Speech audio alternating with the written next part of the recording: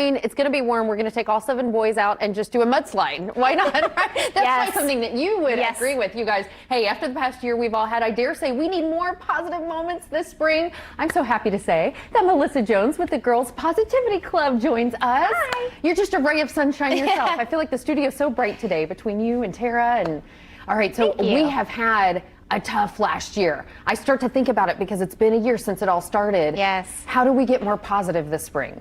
Yes, I think the more that we can just arm our girls and boys with just fun activities that bring the family together, that really connect everybody, and even away from technology is just really powerful, because that's really what we're looking for, is those moments of connection. And I think that's the biggest lesson that we've learned through all of it. As parents, sometimes it's like, I want that moment of connection. How do I make it happen? Yes. What's the practical way, which is where you come in? Yeah. So I think it's the simple things. So whether it's making a fort in your house and them being in charge of it, because really what kids want is to be in charge. So true. Yes, they feel like they're bossed around all the time. If you think about it, like in school and at home, and like if you're telling them, oh, you can create, you know, a fort, or we can do a camp out. You plan it. What snacks would you like to have? What would you like to use for a bed? What do you think we could build? They really just thrive on that. And so just keeping it simple with activities like that are key. Yeah, that's so good to hear, and such good encouragement. We've been talking, Amber and I've been talking about some of the ideas that you have. Okay, let's start with the self-care DIY spa day. Yes. It is so simple, and what I like is using healthy ingredients and teaching them about how not only is that good for your body, but it's good for your skin. So one of my favorite chocolate face mask recipes is to take a half cup of Greek yogurt, half cup of cocoa powder, and a quarter cup of, I use raw honey, and you just combine it, and it makes, and that's what the girls have on their faces right there. It just makes such a nice face mask, and your face just feels like silk after.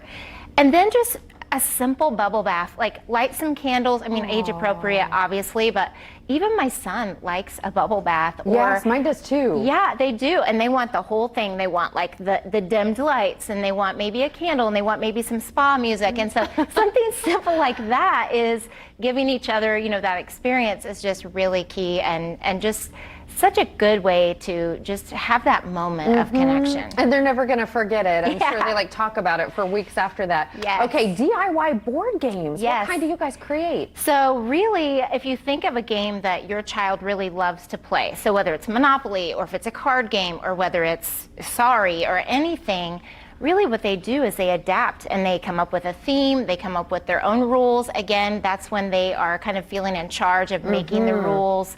And then a lot of it goes into it. It's pretty complicated as far as like you have to have directions, you have to have spaces, you know, do they roll dice or do they spin a spinner? Are there colored cards, you know? And so there are a lot of decisions that have to be made, and then the family gets together, and that's one of my girls in my club. She designed that game for her family, and they played it. Even the game pieces, she used Lego pieces. And so there's a whole conversation about how do you bring it to life and test it out. And then, you know, she said that she would make some changes after. As the parent, imagine what insight you get into the creativity of your child. Yes. So just no rules, you just go with it, whatever they want to do. Yeah. Okay, cupcake dessert wars. I love the sound of this one. It's so fun. So really, it's just like a cupcake wars. And so you can find just one recipe, or you can find several. Now, what I did when I designed it with one of my girls is we came up with individual recipes. So like servings, one serving of a cake, of brownies, and of a cupcake. And then they had their neighbors come over and judge it. And we created the recipe card. We created from, you know, the judging sheet, all of it. That's so cute. Where can we download that, or where do we... I can put it as a freebie on my website, actually. I'll put that up today.